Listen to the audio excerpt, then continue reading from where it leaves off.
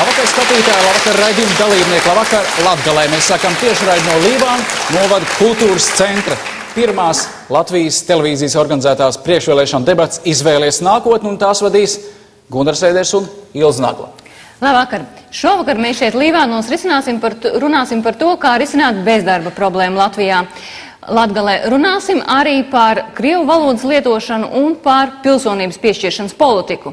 Un arī deputātu kandidātiem būs iespēja uzdot nepatīkams jautājums vienam otram, un tādus mēs arī uzdosim kopā ar Gundaru viņiem, vai ne, Gundar? Tieši tā, un arī skatītājiem būs iespēja jautāt šeit zālē jautājums saviem deputātu kandidātiem. Un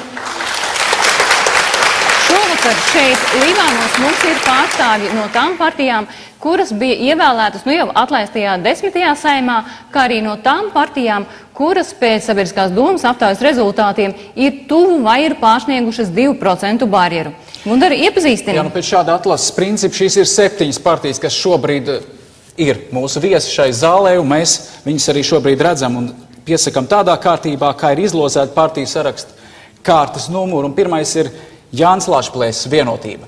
Labvakar, Latgalī. Labvakar, cienījamie skatītāji. Oskars Zuģītskis, Zatlera Reforma partija. Labs vakars. Rita Strode, Šlesera Reforma partija, Latvijas pirmā. Labvakar. Jānis Tutins, Saskaņas centrs. Vasalu šovakar, Dorģī, visā Latgalē klātesošiem. Miroslavs Mitrofānovs par cilvēktiesībām vienotā Latvijā PCTVL. Labs vakars, Latgalē. Labvakar. Ines Laizāne, Nacionālā apvienība Visu Latvijai, Tēvzemei un brīvībai LNNK. Labvakar. Un Staņislavs Ščesters, Zaļo un Zemnieku savienība. Beidzot sveicināti Līvānos, Latgalā un visā Latvijā. Un sākam mēs šovakar ar nelieliem iesildīšanās jautājumiem. Uz šiem jautājumiem deputātu kandidāti varēs atbildēt, tātad katram atbildes laiks būs tikai 30 sekundes. Un sākam mēs ar Vienotības pārstāvi Jāni Lašplēsi. Jūsu partija Vienotība šobrīd, esot koalīcijā ar Zaļo Zemnieku savienību, ir spilgts piemērs tam, ka nododot savus principus var saglabāt varu. Arī jūs šī gada sākumā esat aizgājis no savas bijušās partijas LPPLC un aizgājis uz varas partiju, uz Vienotību. Vai šāda politiskā staigāšana neliecina par to, ka esat gatavs darīt pilnīgi jebko, lai tikai nokļūtu pie varas? Es savā dzīvē pēdējo 15 gadu laikā partijas mainījis neesmu, tāpēc politiskā staigāšana laikam man nebūtu raksturīga. Tas bija veselu virknes notikumu secībā, pēc kam es vairs nevarēju vienkārši palikt šajā partijā, jo nebija vairāk uzticības un iespējas tālāk strādāt.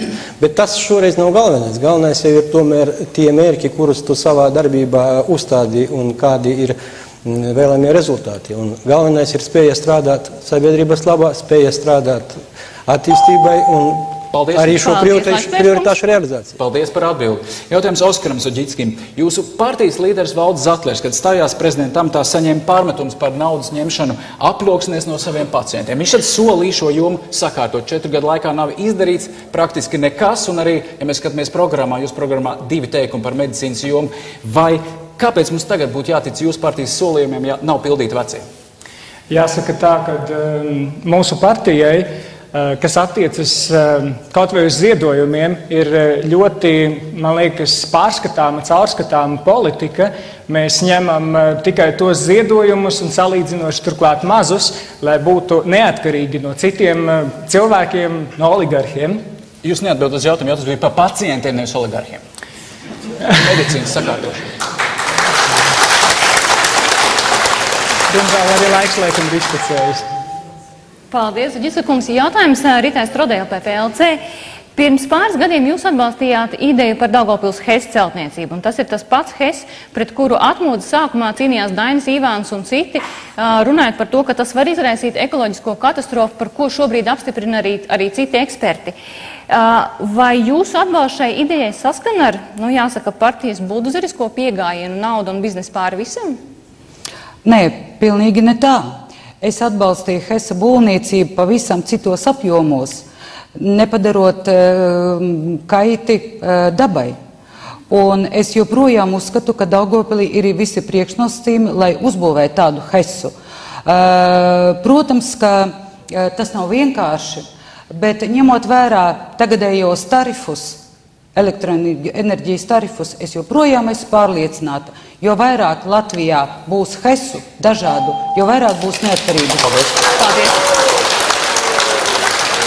Jautājums Saskaņas centram Jānis Stutins. Jūsu partija Saskaņas centrs šobrīd aicina turpmākos 3 gadus noteikt moratoriju jebkādām likumdošanas iniciatīvām par nacionāli un vēsturiski jūtīgiem jautājumiem. Tāpat jūsu partija nav atzinusi okupācijas faktu.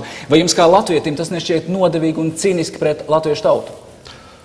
Man neliekas tas kā nodevīgi vai ciniski, jo šajā gadījumā, šajā situācijā, kad mums galvenais ir domāt par to, kā mums izdzīvot Latvijā, kā mums saglabāt iedzīvotājus uz vietas, tos pašus latviešus, kas šeit dzīvo.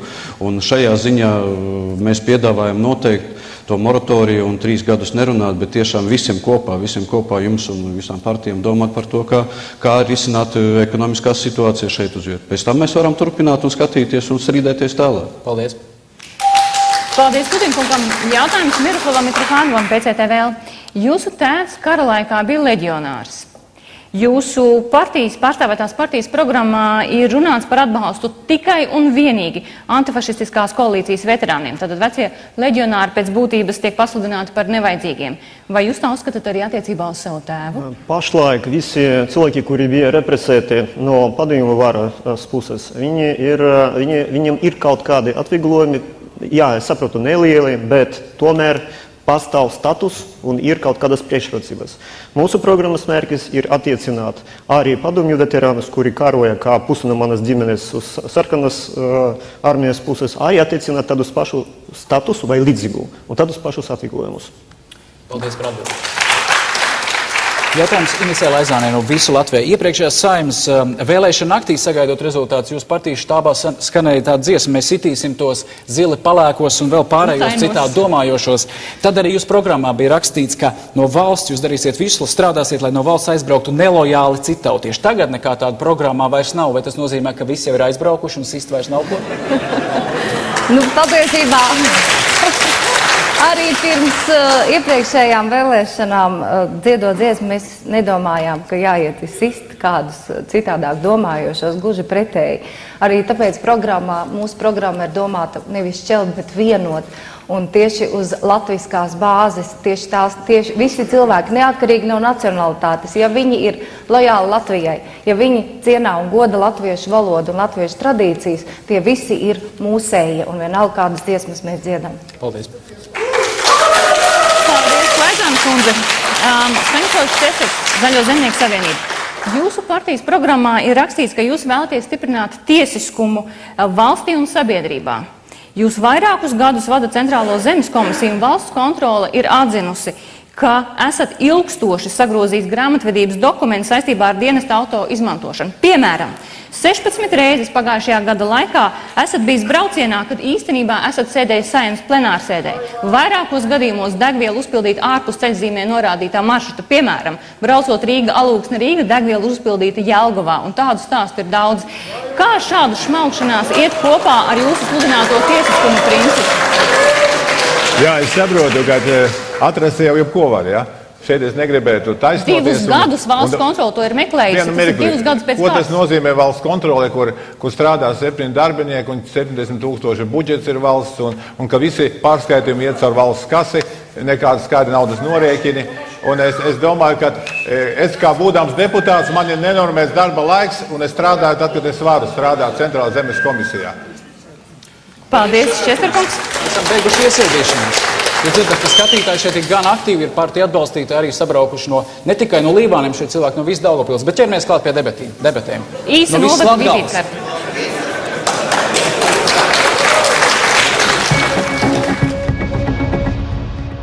Latgali gandrīz 1/4 daļa Latvijas teritorijas ar teju 400 000 iedzīvotāju. Latgalē ir 19 novadu un 2 republikas nozīmes pilsētas – Daugavpils un Rēzekne. Ezeriem bagātākais reģions Baltijas valstīs.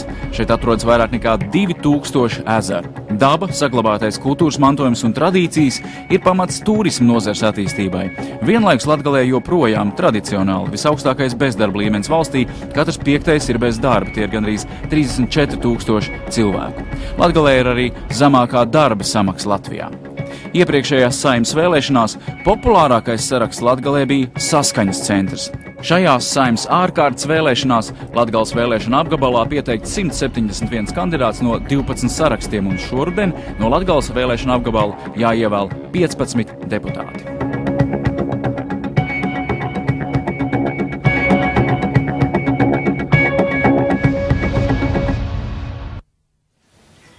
Un tagad sākam priekšvēlēšana debates. Katram deputāta kandidātam atbildē būs dota tieši 1 minūte. Kā mēs tikko novadu vizītkartē jau dzirdējām, tad Latgales reģionā ir lielākais bezdarbs Latvijā. Katrs 5. cilvēks šeit ir bez darba. Tas nozīmē, ka viņi paši nepelna, nespēja uzturēt savas ģimenes un pēc būtības pārtiek no sociālajiem pabalstiem labākajā gadījumā, vai arī tad darbojas ēnu ekonomikā. Tas, ko mēs gribētu dzirdēt no jums, kā konkrēti jūsu partija ir gatava risināt šo problēmu? Mēs šeit runājam nevis par skaistām frāzēm, kas ir jādara, bet kā to izdarīt. Lūdzu, tātad sākam ar Oskaru Zuģicki, Zatlera reformu partija, laiks 1 minūte. Jāsaka tā, ka kompleksa pieeja viennozīmīgi ir vajadzīga nevis vienā virzienā skatoties. Mēs uzskatām, ka ļoti nozīmīgi ir izmantot tos finanšu resursus, kas valstī ir pieejami šobrīd. Tie ir gan dažādi fondi, gan Eiropas, gan arī vietējie, gan arī valsts kapitāls. Būtiski ir saprast to, ka Latgale nevar attīstīties, ja nav investīcijas ieguldītas cilvēku resursos, ja nav investīcijas ieguldītas arī infrastruktūras attīstībā, jo kamēr nebūs mums uzņēmumu, kur cilvēkiem strādāt, tur attiecīgi arī nebūs iespējas, būs parādīsies šīs vēlmes braukt uz Rīgu vai arī projām Īrija, Anglija vai kuras tās arī citas valstis būtu. Paldies, Zuģicku kungs. Rīta Strode, Šlesera reformu partija LPPLC, lūdzu. Diemžēl Latgalē palika ne 400 000 iedzīvotāji, bet daudz mazāk, kaut kur 330, un joprojām cilvēki dodas uz Rīgu un uz ārzemēm. Ko mēs piedāvājām? Pirmkārt, jāizveido valsts subsidētās darba vietas. Tie uzņēmēji, kuri izveido jaunu darba vietu, tiem nodokļu atlaide 1200 latu par katru darba vietu, ja šī darba vieta ir saglabāta vismaz gadu. Otrs, jauni uzņēmumi, kur tiek veidoti par 5 pirmajiem darbiniekiem, nodokļu atlaides pie nosacījuma, ka šī nauda tiks investēta uzņēmuma attīstībai. Ģimenes uzņēmumi pilnībā bez nodokļiem un jāievieš arī mikro uzņēmumu nodoklis. Tad kaut kas vēl izkustēsies. Un vispēdējais. Latgalē vēl ir palikuši uzņēmumi, rūpnīcas, lauksaimniecības, dažādi uzņēmumi, un tos ir jāsaglabā. Paldies, Strodas kundze. Jānis Kutins, Saskaņas centrs, 2 minūte lūdzu. Jā, redzat, visus šos 20 gadus, kas ir bijuši, Latgale ir novesta, arī Latvija, līdz tam pēdējiem kliņķim, kad ir grūti prognozēt, ir grūti skatīties, kas tālāk un ko tālāk darīt un kā tālāk iziet un kā vispār izdzīvot. Mūsu skatījumā, ka šos visus 20 gadus neskāpēc ir skatīts tikai uz vienu pusi, uz Eiropas pusi, un nav skatīts uz citām pusēm, uz sadarbību, uz investīciju piesaistēm arī no citiem reģioniem, no citām valstīm. Saskaņas centrs piedāvā to, ka mēs piesaistīsim, mums piedāvās investīcijas, mums piedāvās uzņēmēji, mums piedāvās savu darba vietas šeit pat iedzīvotājiem. Tādas valstis, kuras pagaidām it kā par viņiem negrib runāt. Tāpēc jau arī mums arī partijas līmeņos ir noslēgti līgumi gan ar Krievijas valdību esošo partiju, gan ar Ķīnas valdošo partiju. Un burtiski nesen ir noslēgts līgums arī ar Turcijas valdošo partiju, un no to valstu pamata mēs arī gūsim šeit labu. Paldies, Tutinkungs. Miroslavs Mitrofānovs par cilvēktiesībām vienotā Latvijā. Lūdzu. Ir taktiskie soļi, ir strateģisks risinājums. Ko mēs varam izdarīt tuvāko 2 gadu laikā? Kad sāksies Eiropas ekonomikas attīstība un investori atnāks Latvijā, lai piedāvātu naudu un tehnoloģijas, tad valsts rīcībā jābūt aktīvai, piesaistot investorus tieši uz reģioniem, kuri viņi ir visvajadzīgi. Tas pirmkārt ir Latgalē.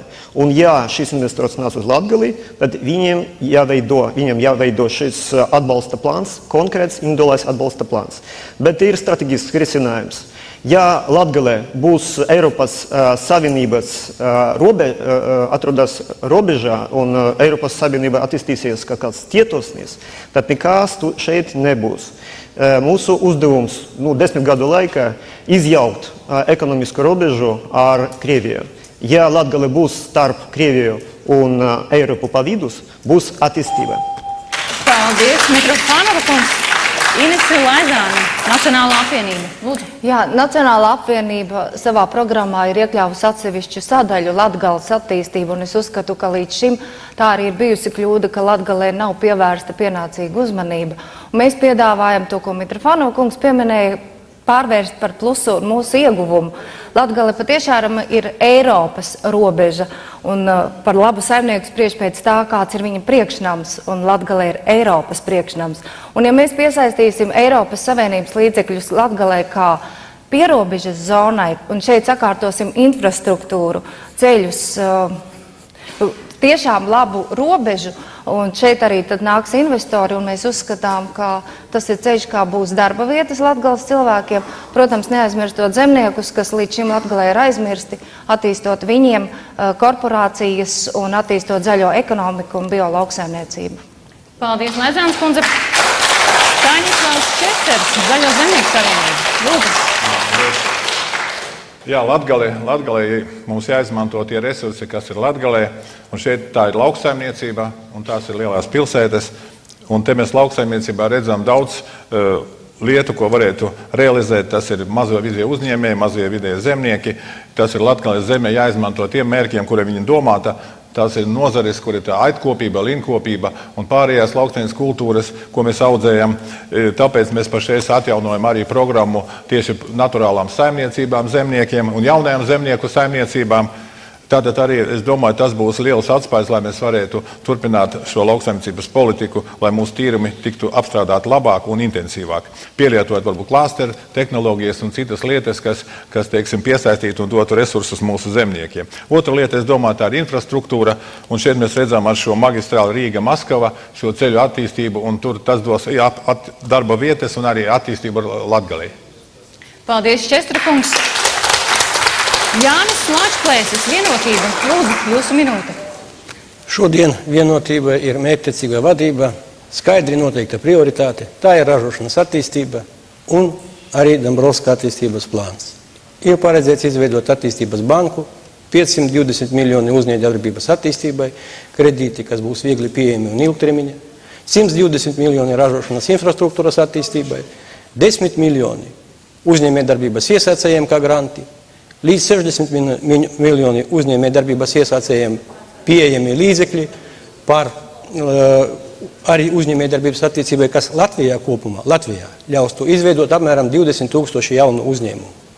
Latgalei ir nepieciešams saņemt proporcionāli iedzīvotāju skaitam no šī finansējuma savu daļu. Latgales iedzīvotājiem ir tiesības saņemt tādu pašu atbalstu kā visai pārējai Latvijai. Ja struktūru fondu līdzekļu sadalē būs ievērot šis kvotēšanas princips, Latgales attīstība būs nodrošināta. Jo attīstīt ražošanu Latgalē mēs, protams, ir virkne uzņēmumu, kas jau šodien to ir parādījuši. Paldies, Lačplēš kungs. Būtu interesanti salīdzināt tas, ko teica deputāti tagad ar debatēm pirms 10. Saeimas vēlēšanām. 10. Saeimā ir izveidota īpaša Latgales atbalsta grupa, un 4 no jums arī esat šai grupā. Jānis Tutīns, Ines Laizāne, Staņislavs Česters, Rita Strode. Es, piemēram, Saeimas mājaslapā skatos, ko jūs esat darījuši šai grupā. To mēs varam lasīt. Esat Ružīnas bērnamā viesojušies, noklausījušies koncertu, pasnieguši īpaši virtuves aprīkojumu, Ziemassvētkos sarūpējuši dāvanas. Tas, protams, ir skaisti, bet vai tas ir viss, ko Saeimas deputāti var darīt Latgales labā? Kas jau ir izdarīts 10. Saeimā? Tas nav viss, tas patiesībā ir ļoti maz. Un es iesaistoties šajā Latgales atbalsta grupā cerēju, ka tas būs nopietnāks darbs, bet diemžēl patiešām tas aprobežojās ar skolas. Tāpēc, ka valdošai koalīcijai nebija interesētība virzīt konkrētus likumprojektus, nevis braukt. Bez šaubām. Pozīcija šajā Saeimā, lūdzu. Kas ir izdarīts šai saimā, 10. saimā? Sāku strādāt, ja. Mēs arī izveidojam šo Latgales iniciatīvas grupu. Faktiski šī grupa sanāk un tiek uzklausītas problēmas, bet faktiski lēmumus pieņemt īsti nesanāk, ja, jo tā frakciju disciplīna un tam līdzīgi. Tāpēc es domāju, ka jāmaina vispār sistēma vēlēšanu, tad var runāt par Latgales grupas, teiksim, iniciatīvām un reāliem darbiem. Bet tas mums neliec kā deputātiem nāk kopā un individuāli iesniegt likuma projektus. Bet jautājums ir, ko reāli jūs 10. saimā izdarījuši? Jūs solat to pašu, ko 10. saimā mēs strādājam 7 mēnešus, atvainojos. Ja? Un skaidrs, ka...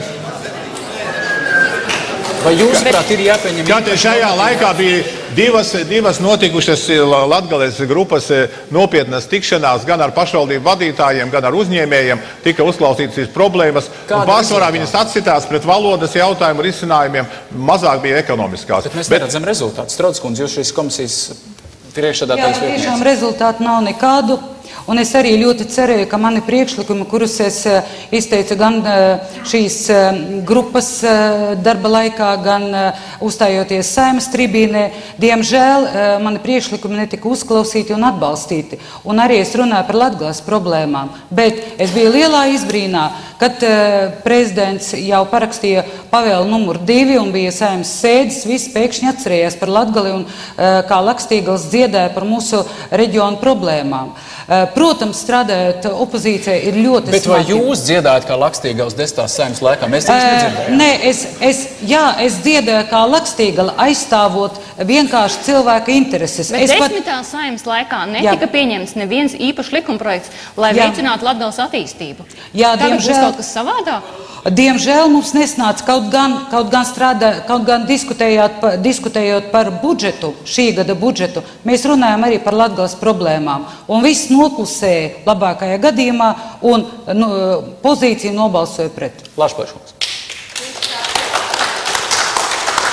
Es nestāstīšu par 10. Saimas darbu, jā, vai par Latgales deputātu grupu darbu, bet valdības darba rezultāti Latgales pusē ir redzami. Ir uzņēmumi Daugavpilī, Akson Cable, Diton Chain, ir uzņēmumi Rēzeknē, Nedel Baltika, Rēzeknes gaļas kombināts, kas ir saņēmuši būtisku struktūru fondu līdzekļus projektu attīstībai. Es gribētu nedaudz apvienot Lašplēšu. Tas ir valdības darba rezultāts, kā uzņēmumiem Latgalē nauda nonāk.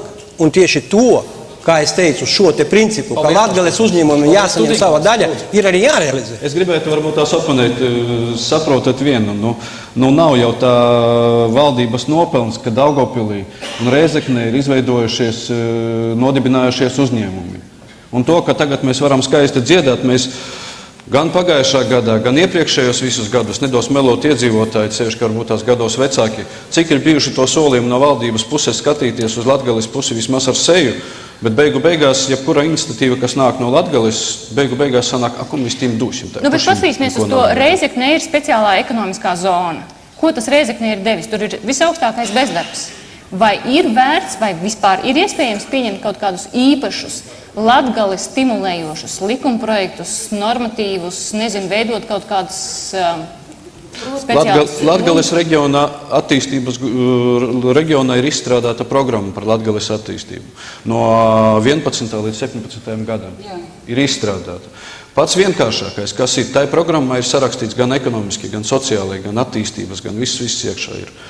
Šī programma, kāpēc tas netiek realizēts? Kāpēc netiek realizēts? Tāpēc, ka tā programma, kur viņa dod gan valdībā, gan komisijās, viņa tiek likta iekšā zem galda un nekas par to vairāk tālāk nezinu. Šesterkungs, varbūt tāpēc, ka jūsu partijas ietekmīgs vīrs sēž Ventspilī, nevis Latgalē. Es domāju,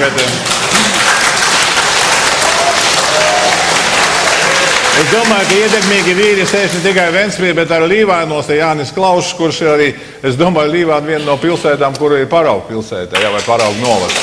Tā kā mums te nevajadzētu uz personāliem varbūt pāriet. Bet es domāju, ka pareizi mums vispār vajadzētu Latgali par īpašo speciālo ekonomisko zonu. Visu pierobežu, visu Latgali, un tad mums tiešām arī varbūt rezultāti būs un nodokļu atlaides. Bet es zinu, kā finanšu ministri uz šiem nodokļiem skatās, ja, un uz kādu diferencētu nodokļu pieeju. Tā, ka tu uzprasiet tad finanšu ministram, kāpēc gan finansiāli nevar tās lietas tā kārtot. Bet vai otra problēma nav tas, ka Latgale pēc būtības šobrīd izmirst, brauc prom gan uz ārzemēm, uz Īriju, gan arī brauc prom uz Rīgu? Tepat Līvāna pirmā vidusskola. Pirms 10 gadiem šeit mācījās 1000 skolēnu, šobrīd 500, uz pusi ir samazinājies skolēnu skaits.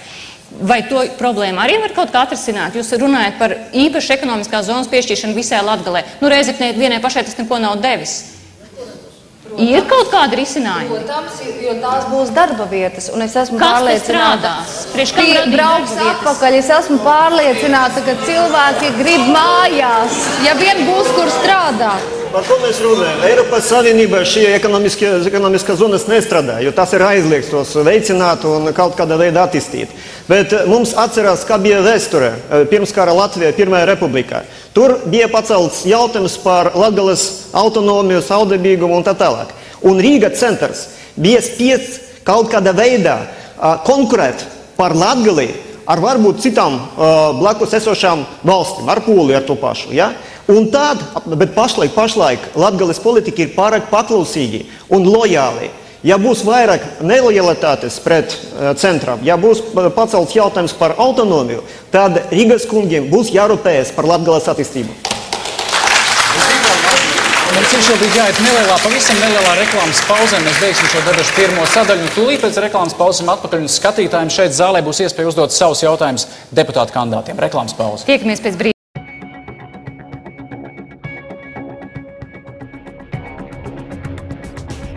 Pirmoreiz Latvijas vēsturē Saeimas ārkārtas vēlēšanas. Lai tu vēlētāji varētu nobalsot zinoši un atbildīgi, Latvijas televīzija no 24. augusta piedāvā priekšvēlēšanu debates.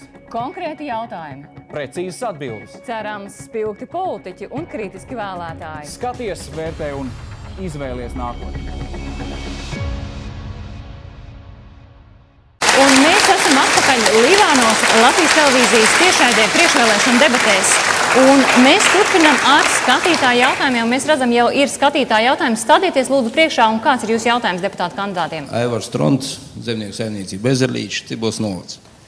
Man ir tāds jautājums visiem deputātu kandidātiem. Ko konkrēti jūs un jūsu pārstāvētā partija ir darījusi pēdējā gada laikā lauku uzņēmēju darbības attīstībai 3 jautājumos?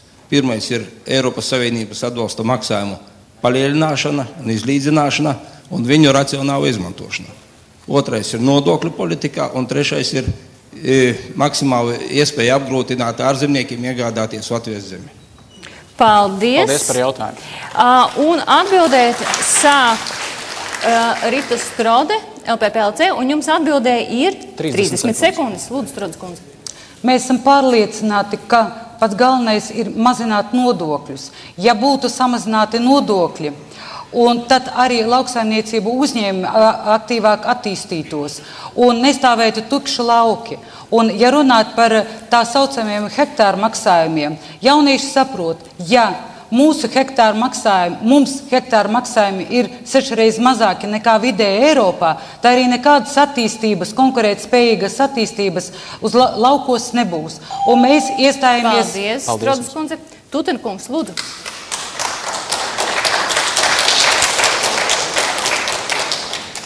Eiropas Savienībā ir mūsu cienījamais deputāts, kurš aktīvi nodarbojas ar šiem jautājumiem, kas saistās ar atbalstu paaugstināšanu Eiropas atbalsta maksājumiem. Tālāk par nodokļu politiku.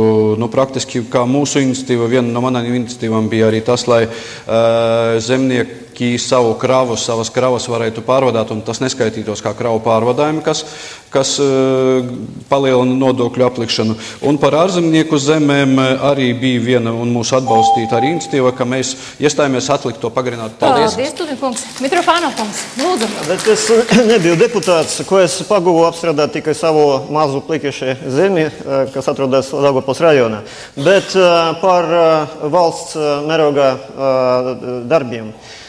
Ir jāveicina zemes apvienošana lielos gabalos, lai mūsu vietējie cilvēki varētu to izmantot, nopirkot vai īrējot, lai šī zeme nenāktu ārzemnieku rokās. Tas jābūt ļoti aktīvai valsts politikai, nevis Mitrofānkungs, paldies. Laizāns kundze, lūdzu. Jā, es saprotu, ka jautājums bija, ko mēs esam darījuši.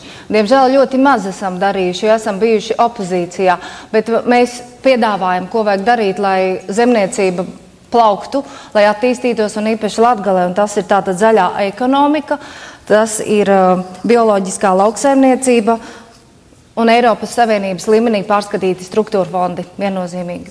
Paldies, Laizāns kundze. Šķesterkungs, lūdzu. Zaļo un zemnieku savienība 14. jūlijā iesniedza Saeimā aicinājumu par godīgu un taisnīgu tiesmaksājumu izmaksāšanu turpmākajā finanses perspektīvē un tika atbalstīts un pieņems lem projekts. Otrais par nodokļiem, atvieglinās akcijas nodokļa izmaksāšana un atprečošana. Otra lieta - neapriekamais minimums mazajiem un vidējiem zemniekiem 2000 lati. Un trešā lieta, mēs pieņēmām arī likuma grozījumus, kurus 3 gadiem mēs aizliedzām iepirkt vēl ārzemniekiem zemi līdz 2014. gadam. Paldies, Šķesterkungs. Latviekungs, jūsu pusminūte. Hektāru maksājumus varēs mainīt tikai sākoties nākošajam struktūra fondu līdzekļu apgūšanas periodam. Un paldies Dievam, šodien gan valdības, gan zemkopības ministrijas, gan Eiropas parlamenta deputātu, vismaz Latvijas pozīcijā galvenā prioritāte ir šo hektāru maksājumu palielināšana līdz 200 eiro. Un tas arī būtu tuvu Eiropas vidējiem līmenim. Kas attiecas uz uzņēmēju darbību, lauksaimniecība nav vienīgā uzņēmēju darbība, kas ir jātīsta laukos. Valdība ir pieņēmusi kaut vai to pašu nodokļus par mikro uzņēmumu veidošanu, kas ir liels atbalsts jaunu uzņēmēju darbību. Paldies, Latvieša kungs. Zuģicka kungs, lūdzu. Mēs uzskatām, ka būtiski ir radīt vienādas iespējas gan lielajiem uzņēmējiem, lauksaimniekiem, gan arī mazajiem un vidējiem.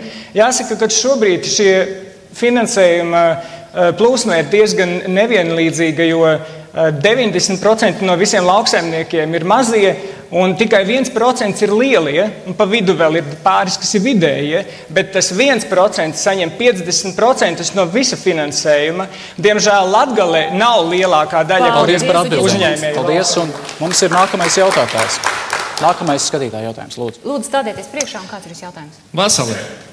Guntis Rasims, biedrība Latgales Saeimā. Mums esat dzirdējuši.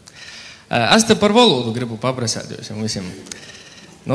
Nekāds brēnums nav. Pirms iepriekšējām Saimas vēlēšanām jūs te visi tā smuki stovēt, smaidēt, sūļāt konkrētas lietas, ko darāsit valodas labā. Gan zaļī zemnieki sūļā, saskaņas centrs atceros sūļā, visu Latvijā sūļā, vienotība sūļā, mums vēl kaut kas sūļā. Esnībā pa to gadu nekas nav izdarāts. Atzīstīt, tā ir. Un kāds ir jūs jautājums? Tad jautājums ir konkrēts, kāda jūsu attieksme joprojām pret latgalīšu valodu, ko taisatās darāt, lai kaut ko virzētu uz priekšu itamā jautājumā? Runa par kaut kādu oficiālu vai kaut kādu statusu latgalīšu valodai? Portulkot vajadzētu. Nē, es domāju, ka deputāta kandidāti sapratīs. Lūdzu. Paldies. Tad sākam ar Tutina kungu, un es ceru, ka deputātu kandidāti varēs atbildēt latgaliešu valodā. Vasals šovakar. Tā pašā kā pagājušā gadā, kad mēs tikamies runājamies, arī šogad mana nostāja nav izmainījusies, ka latgales valodai ir jābūt reģionālos valodas status. Tas tā notiks. Ko es personīgi pa šito breidi esmu darījis? Skatījis praksi, likumdošanas praksi porijos valstīs, citos kā Vācijā, kā tu uztaisiet, lai likuma pieņemšanas gadījumā nebūtu latgalu valodai vairs likto kā tagad? Paldies, Tuterkungs, Mitrofānkungs. Jā, esmu vienīgais, kurš šeit nevar runāt latgalīšu valodā, un pirms gada bija tāda paša pārbaude, kas tur nozīmē kaut kādi vārdi latgaliski un tā tālāk. Bet es speciāli gaidot šo jautājumu šodien pārbaudīju. Neviena partija, varbūt es nepareizi, es varbūt kļūdos, bet pat netaisās ierosināt reģionālo hartu par reģionālām valodām, ratificēšanu Saeimā. Par 7 mēnešiem nebija mēģinājuma. Mūsuprāt, tas būs ļoti labs risinājums. Eiropas harta atrisināt šo jautājumu. Paldies, Inês Laizāne. Jūs kā? Es domāju, ka tī, kas runāja, vai latgalīšu valoda ir dialekts vai akcents, tikai tas ir izdevīgi. Latgalīšu valoda ir valoda. Mēs savā programmā vēršamies ar to, ka katram latgalītim ir tīsības vērstīs gan mutiski, gan rakstiski, jebkurā valsts vai pašvaldības īstādē. Saņemt pretī atbildi rakstiski, mutiski, ja kāds nesaprot, lai meklē tulku. Tāpēc, ka latgalīšu valoda ir latvīšu valoda arī. Paldies jums! Paldies! Staņslavs Šķesnis. Jā, Gorgie latgalīši, Zaļo zemnieku saimnieba arī atbalsta latgaļu valodas, kā reģionālos valsts valodas statusa noteikšanu un aizsardzību. Bet pamats, man liekas, ir mēs poši latgalīši, cik mēs to valodu pīlītojam, kā mēs jau runājam, un arī kā mūsu ģimenēs runāja, un kā mēs prūtam aizsargot savu valodu. Tā kā būsim poši pirmkot latgalīši, un pēc tam prasāsim no citiem, lai izdarām visu vitāko. Paldies jums! Jānis Lašplēšs, jūs atbildi. Par to, ka latgalīšu valoda ir valoda, laikam neviens šeit nesašaubos. Tā kā šis jautājums pat nav jodiskutē. Vai ir vajadzīgas, vai pirmam kortam, kas šodien jorisina galvenā aktualitāte būtu valodas statusa nostiprināšana likumdošanas aktos? Nav una pārliecība, lai gan es vienmēr būšu gatavs atbalstīt tādu pozīciju. Manuprāt, galvenais ir nodrošināt, lai tiem pašiem latgalīšiem tomēr būtu darbs, būtu perspektīva, jo bērniem iegūt izglītību, šeit dzīvot, strādāt, ir runāt motis valodu. Paldies jums! Oskars Uģickis.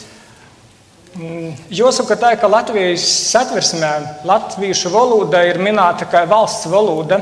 Ja viens no literāros tradīcijas veidiem ir latviešu valoda, otrs ir latgalīšu valoda. Latviešu valoda itu visu laiku ir ļoti veiksmīgi stiprinota. Latgalīšu valoda, diemžēl, netik veiksmīgi. Mēs uzskatām, ka svarīgi ir veiksmīgāk attīstīt. Stiprinošanas modeļi ir dažādi. Viens no tiem, protams, arī reģionālos valodas status. Paldies jums! Rīta Stroda. Ja reģionālos valodas status palīdzēs attīstīt latgali, es būšu par. Bet dīz vai tas tuvākajā laikā notiks. Viss ir atkarīgs no mūsim. Ja mēs runāsim ģimenē latgaliski, ja mēs mocēsim bērniem latgalīšu ābeci, ja mēs dzīvosim dzīsmes latgaliski, ja mēs būsim lapni par to, ka mēs esam latgalīši, ja mēs uz Jēkabpils robežas turpinosim runāt latgaliski, tad latgalīšu valoda būs vienmēr. Paldies jums! Paldies jums! Saņēmāt atbildi. Lūdzu.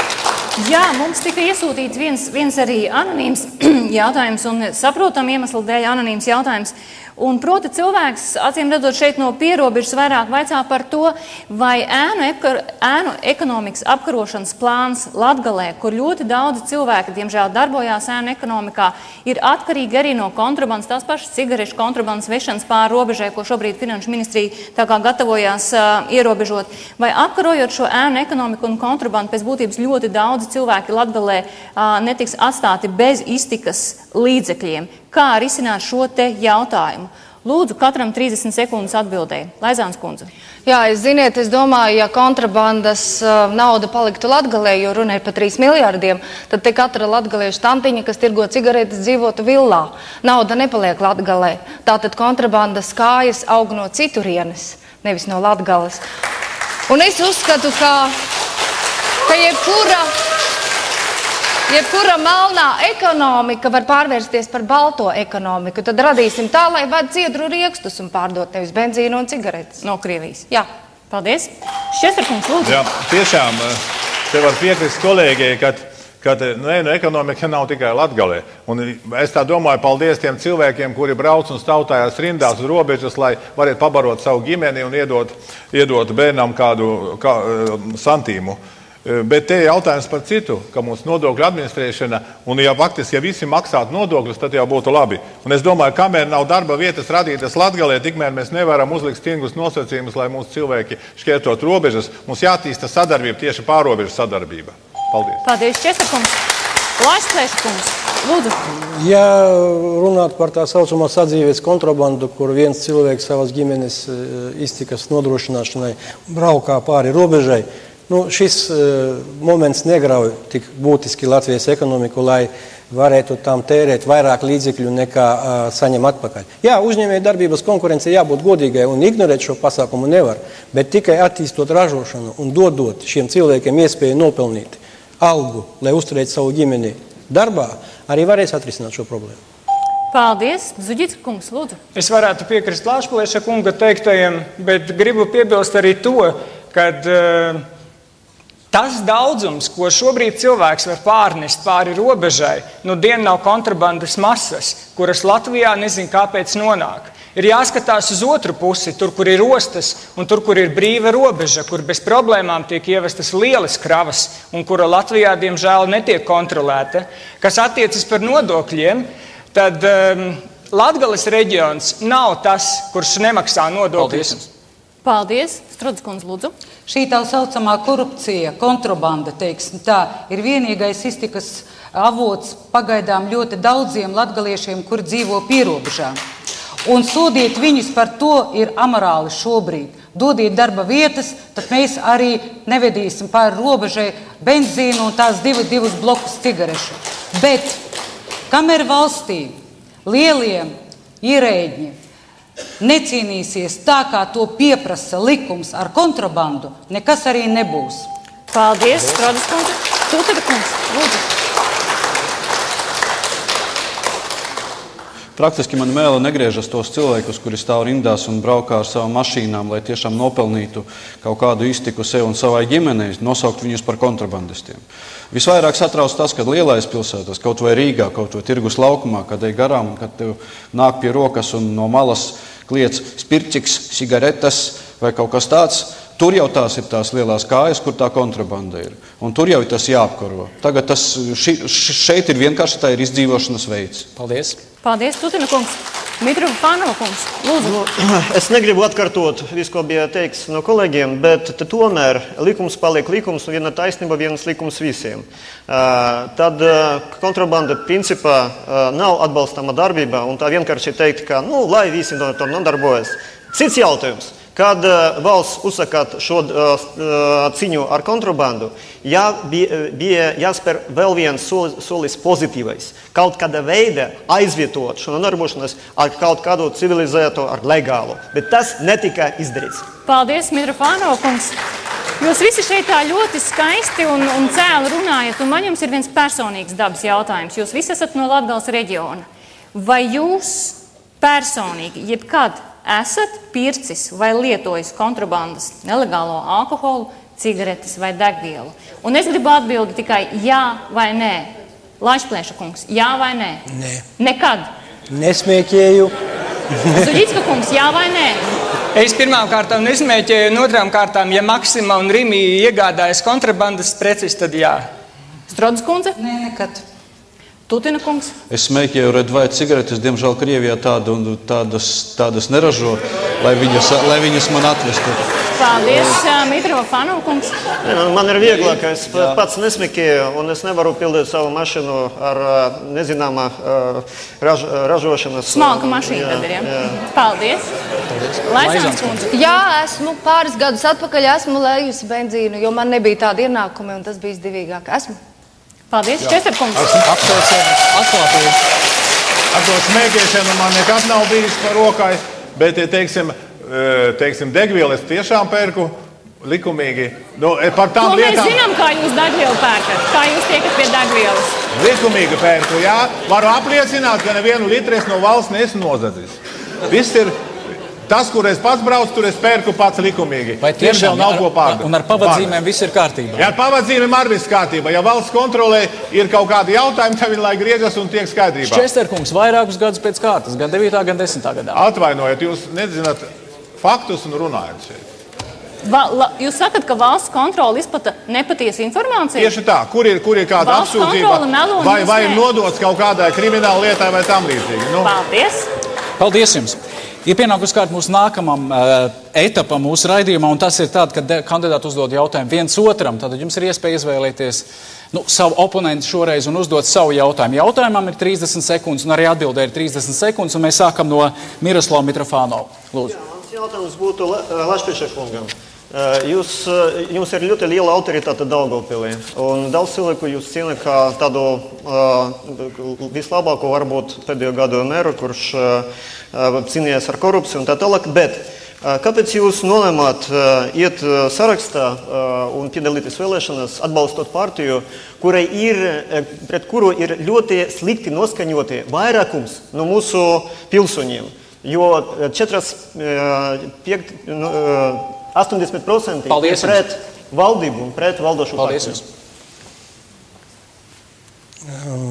Vienotība ir noteikusi savas prioritātes. Es jau teicu, tā ir ražošanas attīstība. Tā ir problēma, kuru es gribēju risināt strādādams visos savos iepriekšējos amatos un darba vietās. Un tā ir tā lieta, kas ļaus Latvijā gan sakārtot darba algas, gan atrisināt sociālās apdrošināšanas jautājumus un arī palīdzēt cilvēkiem, kas dzīvo šeit, un domāt par to, lai cilvēki varētu atbraukt atpakaļ. Un izejot cauri smagāko posmu, tagad pazaudēt attīstību būtu nozīmīgi. Paldies jums. Paldies. Ines Laizām, jūsu jautājums. Jā, es jautāšu Strodas kundzei. Pašlaik Saeimā ir aktuāls jautājums par pensijām un ir jautājumi par pensiju indeksāciju, un tāpēc man ir jautājums, kā jūsu apvienība skatās uz pensiju indeksāciju iespējamību un no kurienes ņemt šos līdzekļus? Mūsu apvienība viennozīmīgi atbalsta pensiju indeksāciju un ne tikai mazo pensiju indeksāciju. Nevar dalīt cilvēkus labajos un sliktajos.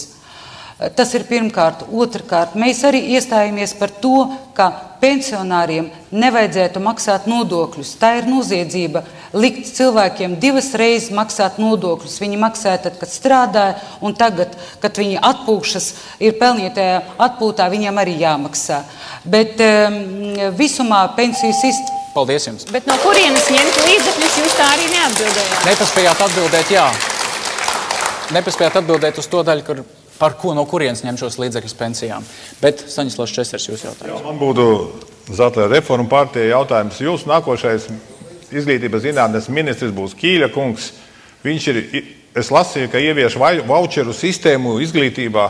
Kas tā par sistēmu pirmkārt? Un otrkārt, ka viņš arī paredz likvidēt valsts stipendijas studentiem. Vai tā ir taisnība? Paldies. Jāsaka tā, ka Zatlera reforma partija šobrīd tiek izstrādāta izglītības reforma. Viņa ir diezgan inovatīva. Šī gadījumā visiem studentiem nebūs jāskatās, vai tu esi maksas vai budžeta vietas students. Visiem būs iespējas studēt. Un laika gaitā, protams, būs jāsāk skatīties pēc augstākās izglītības iegūšanas. Mēs arī plānojam dažādus nodokļus gan tiem cilvēkiem, kuri būs ieguvuši augstāko izglītību, maksājot vairāk. Paldies jums, Jānis Lašplēs, jūsu jautājums. Pašlaik ir priekšvēlēšanu kampaņa, un viņa sākās ar ārkārtas vēlēšanām, kuras iesākās ar to, ka nebija apmierināti ar godīgu un taisnīgu valsts pārvaldi, ar negodīgu varbūt valsts resursu izmantošanu. Nu, šeit pārstāvošās partijas, es pateikšu tulīt, ja? Šeit pārstāvošās partijas pārstāvā ir pie varas un šos resursus var izmantot. Vienīgais, kas ir bez varas laikam pašvaldībās, ir Mitrofanova kungs un valsts līmenī. Vai ir nepieciešama likumdošanas izmaiņas, kas ierobežotu administratīvo resursu izmantošanu partiju interesēs? Paldies, kam jautājums? Noteikti nepieciešams. Varu izglīgi runāt par Rīgu, bet tomēr ir piemērs no mūsu Daugavpils realitātes. Mums bija Daugavpils doma bija ļoti laba jaunatnes nodaļa departaments. Ļoti labi strādāja, nekādu tur nebija pārmetumu. Kad saskaņas centrs atnācis pie varas, izjauca pilnīgi šo departamentu, pieņēma jaunus cilvēkus no savas partijas locekļus darbā, un tie uzreiz samaksājuši ziedojumu partijas budžetam uz vēlēšanām. Tas ir nepareizi. Paldies, Oskars Zuģickis, jūsu jautājums. Mans jautājums ir visiem 3 bijušajiem pilsētas mēriem. Lašplēša kungam, Tikai vienam. Nu tad Lašplēša kungam pajautāsim. Latvijas rietumu 2 pilsētas Liepāja Ventspils diezgan veiksmīgi piesaista uzņēmējus. Daugavpilī uzņēmēja darbība attīstās gana veiksmīgi, bet tomēr ne tik daudz, lai mazinātu šo ten arī bezdarbu, kas pilsētā tomēr ir diezgan liels. Ko jūs esat darījuši šī labā? Iepriekšējā laikā Daugavpils pilsētas pašvaldība ļoti veiksmīgi piesaistīja Eiropas Savienības līdzekļus savu projektu realizācijai, bet otrā un nemazāk svarīgā prioritāte bija palīdzēt uzņēmējiem piesaistīt struktūra fondu līdzekļus uzņēmēju projektu realizēšanai. Un tas ir izdevies. Virkne Daugavpils uzņēmumu, kuri ir palielinājuši savu ražošanu, kuri ir palielinājuši darba vietu skaitu, ir atrodami tajos sarakstos, no uzņēmumiem, kas saņēma struktūra fondu attīstību. Ja mēs runājam par salīdzinājumu ar Liepāju un Ventspili, es varu pateikt, ka jā, Latgalē ir bezdarbs, bet Daugavpilī viņš nekad nav bijis būtiski lielāks nekā Ventspilī. Rīta Strodi, jūs jautājums. Es gribētu uzdot, Inesī, jums jautājumu. Jūsu apvienība iestājas par Latvijas nācijas saglabāšanu. Kā jūs domājat risināt demogrāfijas jautājumus? Jā, uz šo jautājumu ir divas atbildes. Pirmā atbilde ir, protams, mainot likumdošanā ar demogrāfijas politiku, ar nodokļiem, nodokļu atlaidēm, ar apliekamā minimuma paaugstināšanu par apgādāmajiem, ar bērndārza vietām, ar māmiņu algām, ar visu šo finansiālo pusi, bet tad ir jautājuma ļoti svarīga lieta par vērtībām. Un Nacionālā apvienība uzskata, ka jāmaina vērtības, jābūt ģimenei, jābūt vērtībai. Bērni dzimst laimīgās ģimenēs. Paldies. Jānis Likins.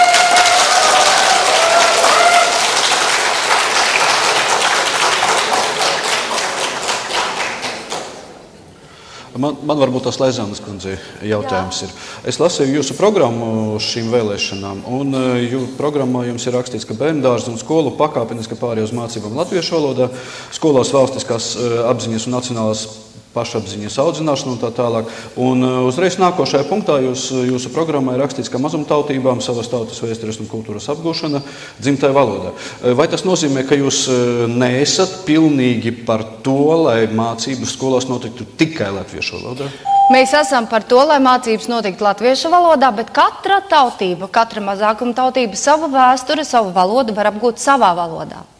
Nevis krievu valodā visi. Ukraiņu, Komija republika, teiksim, Komija pārstāvi, Komija, Baškīru, Baltkrievu, Poļu, un latgalieši latgaliski. Pedagoģiski.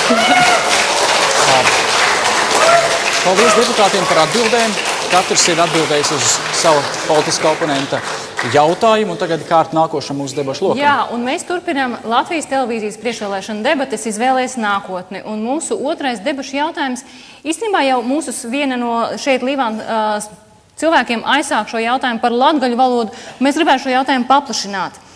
Vai krievu valoda būtu jāatļauj saziņai ar tām pašvaldībām, kur krievu īpatsvars ir ievērojams, un vai būtu jāturpina valsts finansējums skolām ar krievu mācību valodu? Jums atbildēja ir 1 minūte, un šoreiz mēs sākam ar Staņislavu Šķesteru. Lūdzu, Šķester kungs. Jā, es domāju, ka valodā, latgaliešu valoda un krievu valoda skaidrs, ka ir jāmāca bērniem savā dzimtā valodā. Bet es runāju, jāsāk būt ar bērnu dārziem, lai bērnu dārzos šie bērni mācītos latviešu valodu un būtu iespēja sākt ar to. Ja? Un tāpēc es domāju, ka krievu valodā šodien notiek apmācība Latgalē ne tikai krievu, bet poļu valodā un citās valodās. Un minoritāšu valodas tomēr ir jātīsta un tādā veidā ļauj šīm kultūrām, lai viņas dzīvo un asimilējas mūsu sabiedrībā. Paldies, Šķester kungs. Lašplēša kungs, jūs minūte. Es domāju, ka mazāk tautībām un arī krieviem, tā skaitā noteikti ir tiesības mācīt savus bērnus arī savā dzimtajā valodā. Par valsts naudu? Viņi ir tādi paši nodokļu maksātāji, kā visi pārējie, jā, bet ir jau daudz vairāk uzmanības jāvelta tomēr faktam par to, lai būtu iespēja apgūt arī kvalitatīvi latviešu valodu. Un šīm mācībām, latviešu valodas mācībām varbūt būtu jāpiešķir pat vairāk naudas. Jo, teiksim, nezinu, kā visā Latgalē, bet Daugavpilī pašvaldība ļoti ilgi piemaksāja skolām un latviešu valodas skolotājiem, lai viņi māca latviešu valodu papildus krievu skolās. Ja?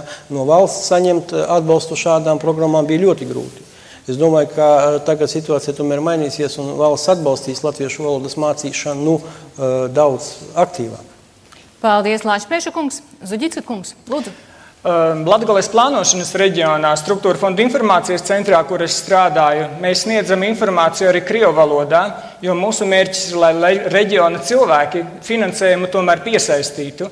Bet, kas attiecas uz jautājumu par valodas mācīšanu skolās, diemžēl nevaru pateikt partijas oficiālo skatījumu, bet mans skatījums sakrīt līdzīgi kā Lāčplēša kungam, jo jāsaka, ka Daugavpils un Latgale ir etniski tomēr savādāka nekā daudzas Latvijas teritorijas, kur varbūt citautiešu nav tik daudz.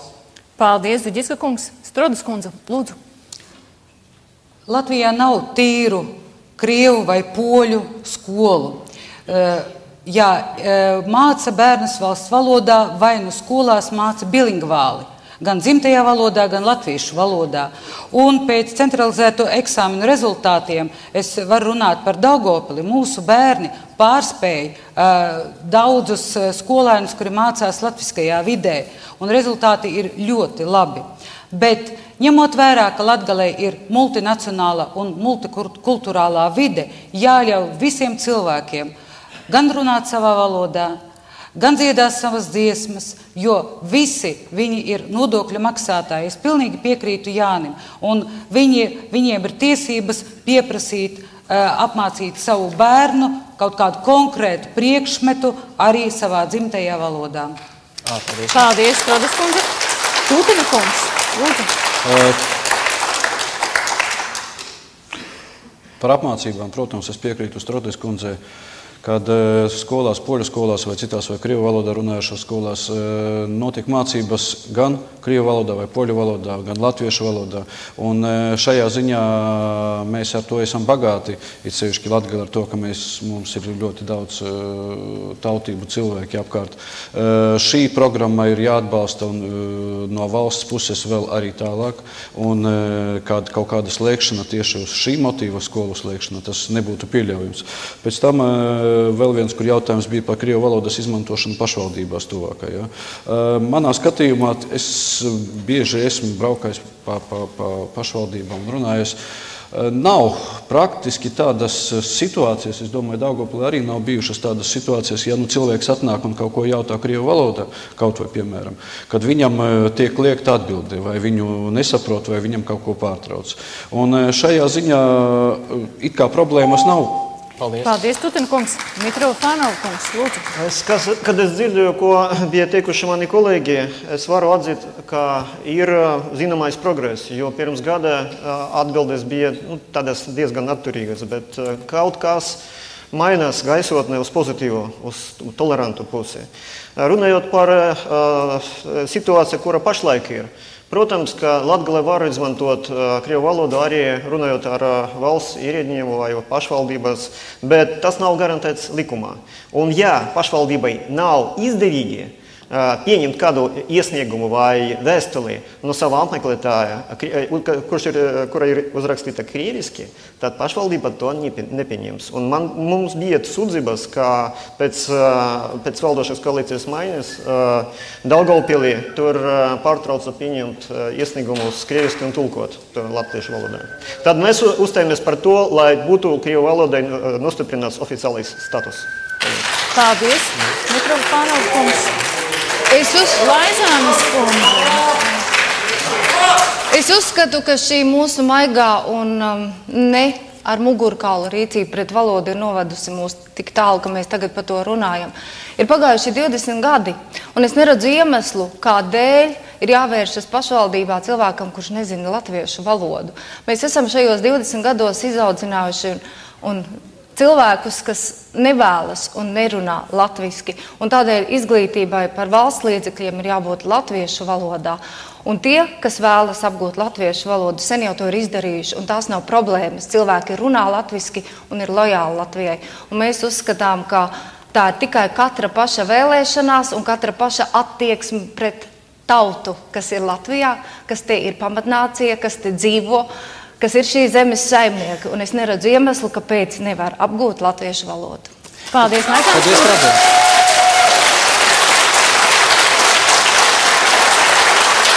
Laizāns, ko tas nozīmē? Vai tas nozīmē, Vai tas nozīmē to, ka jūs atkal iesiet un vāksiet parakstus? Jā, mēs iesniegsim grozījumus izglītības likumā tieši ar tādu pašu mērķi, ka apmācības skolā notiek latviešu valodā.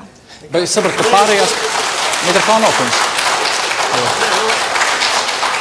Tur var aplaudēt, cik jūs gribat, bet mēs savācām 10 000 parakstu par oficiālo statusu Krievu valodai 2 mēnešu laikā, bet viņi 1 gadu laikā nevarēja savus parakstus savākt. Tas arī parāda, cik bīstamā situācijā mēs esam.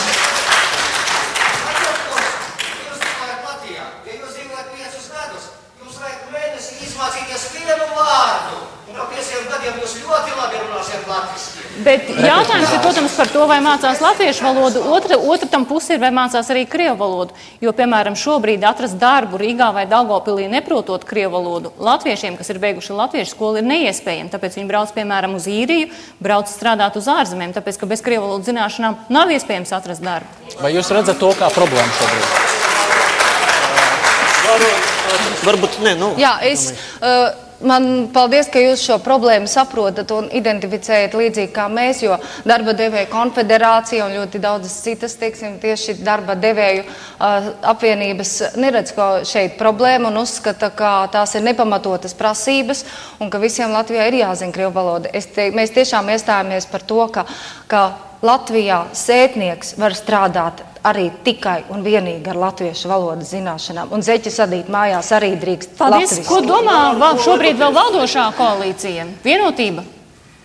Nu, godīgi sakot, es nedomāju, ka spiežot mācīties latviešu valodu vai krievu valodu var panākt kaut kādus ilgtermiņā rezultātus.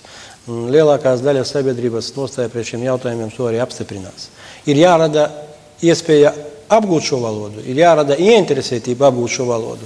Nav jāstimulē valodas nezināšana vai nelietošana. Nav jāstimulē necieņa vienai tautībai pret otru. Bet piespiedu mēri šeit nelīdzēs. Un kāda jēga uzlikt cilvēkam naudas sodu, teiksim, kas būs lielāks par viņa algu, tam pašam sētniekam, kurš saņem minimālo algu? Paldies, Tutinkungs.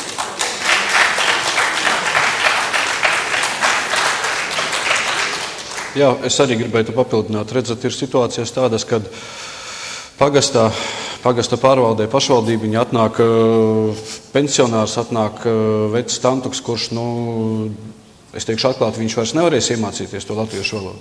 Un vai tad pagastā, kur vienīgā vieta, kur viņš var palūkt kādu pabalstu vai malkas atvest vai kaut ko. Un šajā ziņā, ja tikai tiks atteikts šim cilvēkam par to, ka viņš neprot runāt latviski, tas būtu nepareizi. Es domāju, mums ir jāatbalsta tas variants, ka mums ir jābūt iecietīgiem gan pret vieniem, gan pret otriem un jārada iespēja cilvēkiem mācīties valodas. Paldies, Tutinkungs, Četrkungs. Jā, kolēģi, tomēr es gribētu piezīmēt par darba attiecībām, tas ir cits jautājums. Ja mans bērns savā laikā mācījās tikai latviešu un angļu valodu mācu, tad viņš nav vainīgs šodien, ka Latvijā viņam darba tirgū jāzina krievu valoda. Un te ir jautājums, kur mēs dzīvojam. Un ja mana mamma guļ slimnīcā un viņa nesaprot viņas dzimtajā valodā to, ko viņa grib pateikt, tas arī ir jautājums. Tāpēc te nevar būt tā. Ja tu gribi pildīt kārtīgi darbu, tev kvalifikācija pirmkārt ir jābūt darbs. Mēs dzīvojam Latvijā. Un latviešu valoda tomēr jābūt ir primārai attiecībā arī pret darba devēju un ņēmēju. Bet būsim reāli. Tieši šīs arī valodas nezināšanas dēļ un ne tikai ļoti daudz cilvēku šobrīd no Latvijas aizbrauc, tāpēc, ka nevar atrast darbu ne tikai valodas nezināšanas dēļ. Jautājums tas pats ir par dubultu pilsonību. Vai jūsu partijas piekristu dubultu pilsonībai, piemēram, tiem bērniem, kas šobrīd dzimst Īrijā, kur viņiem ir gan īrijas, gan, piemēram, Latvijas pilsonība? Es domāju, tas ir cits jautājums. Par dubultu pilsonību vajag runāt, un mēs Zaļo zemnieku savienībā atbalsta šo ideju un šo domu, un bija iniciatīvas ar likumdošanā, diemžēl ar jaunām vēlēšanām tās apstājās. Apstājās, nevar. Likumdošanā nevar vienā dienā visu izdarīt. Konceptuāli mēs atbalstam, skatoties ar nosacījumiem. Laišpriekškungs, atbalstat vai nē? Es domāju, ka tomēr daudz svarīgāk šodien ir parūpēties par ekonomikas attīstību un lai tiem bērniem, kas dzimst Īrijā, būtu iespēja braukt atpakaļ strādāt Latvijā. Lai būtu iespēja, viņiem ir vajadzīgi arī dokumenti. Protams, kā vajadzīgi dokumenti, bet ir tomēr jāattīsta sākumā sava valsts. Lai nezaudēt saikni ar Latviju. Es domāju, ka tas ir iespējams. Bet vienā vārdā vienotība atbalsta dubultu pilsonību šobrīd? īrijā dzimušiem situācijā, lai nezaudētu saikni ar Latviju, tur dzimušie iedzīvotāji, es domāju, ka tas būtu atbalstāms. Bet konkrēts atbildes nav. Paldies, Zuģiska kungs. Atbalstat vai nē? Zatlera reforma partija nedala cilvēkus labajos, sliktajos. Mēs uzskatām, ka dubultpilsonība ir jādod gan tiem, kuri ir dzimuši īrijā, gan arī tiem, kas ir pēc 91. gada dzimuši arī Latvijā. Tātad arī nepilsoņu bērniem? Jā. Paldies, Strauds kundze. Strauds kundze. Mēs pilnīgi atbalstam dubultpilsonību un arī iestājamies par to, ja bērns ir piedzimis 91. gadā un turpmākajos gados, viņš ir viņam ir automātiski iespēja iegūt Latvijas pilsonību, ja viņš pats to vēlas sasniedzot 18 gadus. Paldies. Tutenkungs. Jā, protams, un šeit ir jāskatās vēl tālāk uz citām valstīm, ne tikai uz valstīm, kas ir Eiropas Savienībā vai Īrijā vai tā, bet jāskatās arī citās valstīs, kuras nav Eiropas Savienībā, kaut vai Krievijā, kur bērni, arī iedzimst bērni latvieši, lai viņiem arī būtu iespējas iegūt dubultpilsonību. Paldies, Mitrofona. Jā, mēs arī atbalstam dubultpilsonību un arī atbalstam dubultpilsonību Sibīrijas latviešiem, kuri tur notikuši represiju rezultāti. Viņi nav vainīgi. Bet es gribētu turpināt jautājumu par valodu. Kura valsts ir visbagātākā Eiropā? Luksemburga. Luksemburga ir 4 valodas. Un tur neiedomājamā situācija, kad kāds cilvēks varētu...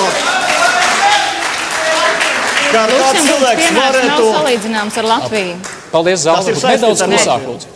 Pilnīgi. Paldies, Laizāns. Jā, arī Nacionāla apvienība atbalsta dubultpilsonību un uzskatām, ka tas būtu viens no līdzekļiem, kā pilsoņus atgriezt Latvijā. Paldies par atbildēm. Mēs aiziesim īsā reklāmas pauzē, būsim atpakaļ, un tad skatītāji brīvais mikrofons un skatītāji varēs uzdot savus jautājumus deputātu kandidātiem. Palieciet ar Latvijas televīziju.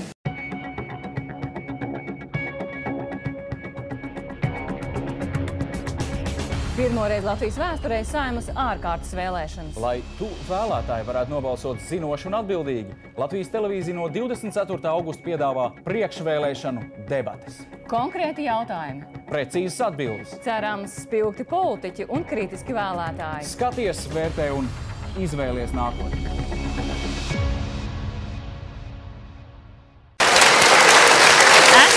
Līvānos Latvijas televīzijas priekšvēlēšana debatēs izvēlies nākotni. Un mums ir arī tagad laiks skatītāju jautājumiem šeit Līvānos, un jau mums ir kundze pie mikrofona. Lūdzu, stādieties priekšā, un kāds ir jūsu jautājums? Es esmu Monika Kazule, Līvānu novada pensionāru biedrības priekšsēdētāja. Šodien runāju par daudz ko, bet par pensionāru indeksāciju nerunāja neviens. Šis jautājums, man liekas, ir aizmirsies, jo mēs esam daudz, 6400 tūkstoši. Un jūsu jautājums ir? Un mans jautājums ir sekojošs. Vai jūs atbalstīsiet pensiju indeksāciju? No nākamā gada. Jā. Paldies jums. Un Lašplieša kungs, sākam ar jums. Tātad 30 sekundes atbildēja. Vai jūsu partija atbalsta pensiju indeksāciju? Un ja jā, tad vai no nākamā gada? Neapšaubāmi, ka tie līdzekļi, kas tiek iemaksāti sociālās apdrošināšanas fondā un kuri ir paredzēti priekš pensiju izmaksas, vai viņiem ir jānonāk pie pensionāriem. Pirmām kārtām akcents ir jāliek uz mazo pensiju palielināšanu. Vai tas būtu caur pabalstu par darba stāžu, vai tas būtu caur indeksāciju, tas jau drīzāk ir tehnikas lietas. Bet jārisina šis jautājums, lai nauda, ko samaksā nodokļu maksātāji sociālajā apdrošināšanā, tur arī paliek. Paldies, bet jūs atbildējāt, jā vai nē, indeksācijai būt vai nebūt? Jāpalielina mazās pensijas. Forma indeksācija vai piemaksas, tas nav tik principiāli. Gribētos tikai zināt, konkrēti. Nezināt, ko teikt. Es pateicu, ka jāpalielina mazās pensijas, vai caur indeksāciju, vai caur piemaksām, tas nav principiāli. Paldies. Paldies, Duģiska kungs.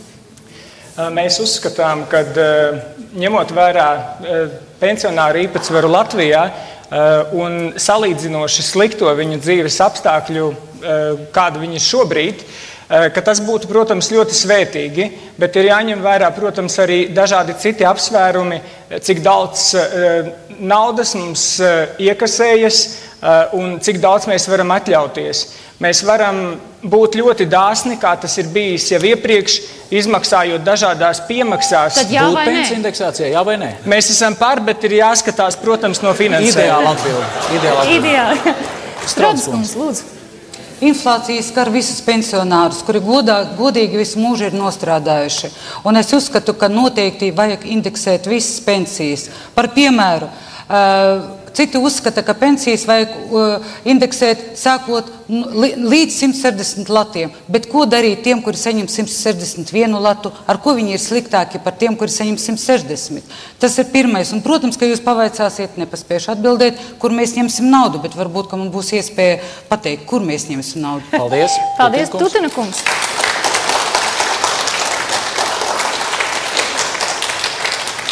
Tātad par pensiju indeksāciju. Jā. Mēs pilnīgi uzstājamies par to, lai vismaz pensijas, kuras ir līdz 165 latiem, tiktu indeksētas. Kur dabūt naudu pat uz šo brīdi, uz 19. augustu valsts budžetā, speciālā sociālā budžetā ir pārpalikums un iet ar uzviju, tā kā nauda ir.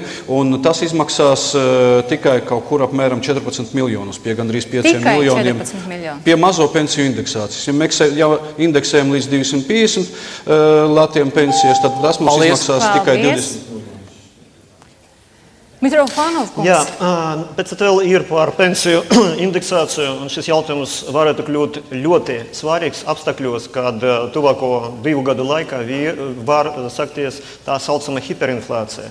Ja, teiksim, būs sacensība starp dolaru un eiro, kura valūta krīs zemāk. Un tad tas būs ļoti svarīgi, cik ātri valdība un valsts varētu kompensēt pensionāriem zaudējumus. Paldies. Paldies.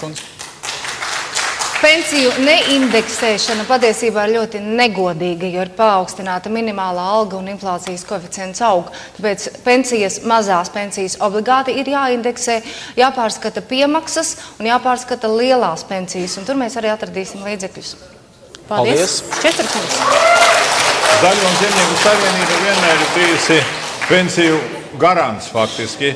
Un tāpēc mēs arī līdz šim esam iestājušies par šo pensiju palielināšanu vismaz un neļaut viņas aiztikt. Nedrīkstam mēs aiztikt pensijas pensionāriem.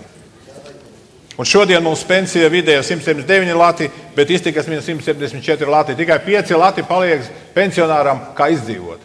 Tātad jāiet uz priekšu un jāatbalsta pensionāri. Paldies, Čestrakungs, bet kā mēs labi redzam, tad pirms vēlēšanām deputātu kandidāti, protams, ir gatavi solīt pensiju indeksāciju. Nepaliek atbildēts jautājums, kā, kur dabūt naudu, un jautājums, vai šie solījumi būs reāli arī pēc vēlēšanām.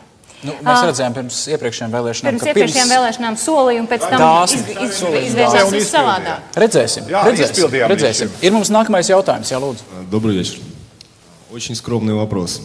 Скажу сразу, меня зовут Виталий. Безумно люблю Латвию. Живу в Даугавпилсе. К сожалению, ситуация в Латвии такая, что большое количество народа просто бежит из страны. Бегут на английские поля, на ирландские теплицы, куда только можно, на заводы и так далее. И так далее. Конкретно вопрос госпоже Лазиной. Как вы думаете, уезжая из Латвии, латыши и русские на каком языке между собой общаются? Спасибо. Vai jūs varat šo jautājumu uzdot latviski? Вся тема вопроса заключалась именно в том, что я задал его на русском. Bet es labprāt vēlētos, ka jūs uzdodat šo jautājumu latviešu valodā. Labi, tad jautājums ir no cilvēka. Jautājums ir par to, vai tad, kad cilvēki, kas aizbrauc prom,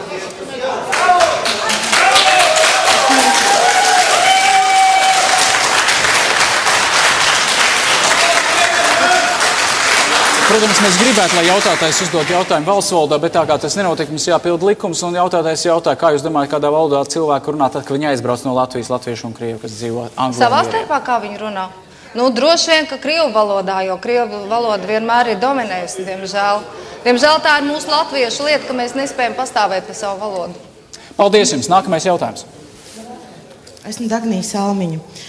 Mans jautājums ir saistībā ar drošību sabiedrības. Ņemot vērā, ka valsts probācijas dienesta budžets nepārtraukti tiek samazināts, kā arī funkcijas tiek samazināts. kā klātesošo partiju pārstāvi plāno tālāk virzīt sabiedrības drošības jautājumus un ko redz saistībā ar budžeta palielināšanu iestādēm, kas atbild par sabiedrības drošību? Paldies. Tātad finansējuma samazinājums sabiedrības drošībai un iestādēm, kas atbild par drošību. Jānis Lašplēs, jums 30 sekundes. Finansējuma palielinājumi šodien būtu nepieciešami daudzām jomām, un katra no viņām nosauks virkni problēmu, kāpēc tas ir jāizdara. Sabiedrības drošība, protams, ir viena no prioritārajām, bet to varēs darīt tikai tad, ja budžets būs sabalansēts. Uz parāda, manuprāt, drīkst darīt un realizēt tikai tos projektus, kuri sekmēs attīstību un būs ekonomiski izdevīgi. Sākumā tomēr sakārtosim savas attiecības ar parādniekiem, pēc tam piešķirsim papildu līdzekļus. Paldies. Un pēc tam, ja būs par ko rūpēties par drošību, tad varbūt arī rūpēsimies. Ja paliksim parādā, nebūs nekā. Lūdzu, Zuģīts kungs. Reģionam jāsaka, Latgales reģionam, ja mēs runājam par drošību, tad drošība ir ne tikai iekšēja, mums ir jāskatās arī uz ārēju drošību. Bet jautājums bija par iekšējo drošību. Runājot par iekšējo drošību, laikam, diemžēl, ņemot vērā manu nepieredzētību, es laikam nevarēšu atbildēt uz šo jautājumu. Paldies, Strauds kundze. Vismaz godīgi atbildi. Un laika ietaupīja. Jā. Strauds kundze. Protams, ka ideāli būtu maksāt policijas darbiniekiem, vispār visiem iekšlietu sistēmas darbiniekiem normālu algu atbilstoši viņu profesionālajām iemaņām, bet, diemžēl, budžets ir tāds, kāds ir, un mūsu partija piedāvā sekojošu risinājumu apvienot iekšlietu un aizsardzības ministriju, tādā veidā koncentrējot līdzekļus gan ārējās, gan iekšējās drošības nodrošināšanai, jo Norvēģijas situācija... Paldies, tātad ministri apvienošana. Putinkungs. Es gribētu teikt, varbūt mazliet savādāk. Budžets nevis ir tāds, kāds viņš ir, bet budžets ir kļuvis tāds, kāds viņš tagad ir. Un visas tās divas iepriekšējās valdības, kas ir bijušas, tās pilnīgās mehāniskās budžeta graizīšanas, konsolidācijas, gan budžeta, gan iedzīvotāja, gan maciņa, arī noveda pie tā, ka mēs tagad nezinām tās prioritātes un nevaram tiem cilvēkiem, kas strādā par drošību atbild, lai viņiem būtu interese strādāt un kaut kā aizstāvēt savu valsti. Tāpēc šis jautājums vajadzētu skatīt savādāk. Ne, protams, bet kā? Jūs neatbildējāt. Mitrofanovs. Pašlaik Latvijas valsts ir līdere Eiropas sociālo fondu apgūšanas jomā. Bet tas varētu viss beigties, jo Eiropai maksāt mūsu bezdarbniekiem, tas kaut kādā veidā būs neizdevīgs vai apnicis. Ir nepieciešams padomāt, kā izmantot struktūrālo vai sociālo fondu līdzekļus, lai atbalstītu probācijas dienesta darbību vai šīs jomas pastāvēšanu. Jā, pateicoties savai izglītībai, man ļoti daudzi kursabiedri ir šīs iekšlietu sistēmas darbinieki, un es varu pateikt tikai labus vārdus par mūsu policiju, par robežsardzi. Un es uzskatu, ka tur nestrādā tādi, kas nejauši nonāk. Tie cilvēki ir Latvijas patrioti pārsvarā. Un tieši tā, un mums ir jāatbalsta maksimāli gan viņu atalgojums, gan sociālās garantijas, un es domāju, ka ja mēs skatītos iekšlietu ministrijas budžetu iekšienē, ne no ārpuses kaut kur, mēs noteikti atrastu resursus. Paldies. Zaļo zemnieku savienības programmā ir teikums, ka mēs tuvākā laikā izvedīsim karaspēku no Afganistānas, un tur radīsies līdzekļi arī tālāk arī drošības nodrošināšanai. Mēs arī uzskatām, ka jāturpina iesāktais ceļš militāro kravu tranzītā. Un trešā lieta, ka ļoti jābūt labai sadarbībai policijai un zemesardzei. Tās lietas, kur varētu arī nodrošināt labāku drošību. Un tā bija konkrēta atbilde par probācijas dienestu, kā uzdevu skatītājs. Līdzekļi ir vajadzīgi, kur viņus paņemt? Tas ir pamat jautājums. Paldies, mums ir vēl viens skatītājs un jautājums. Lūdzu, stādieties priekšā un uzdodiet savu jautājumu. Zemnieks Saimniecība Voškalna Jersika.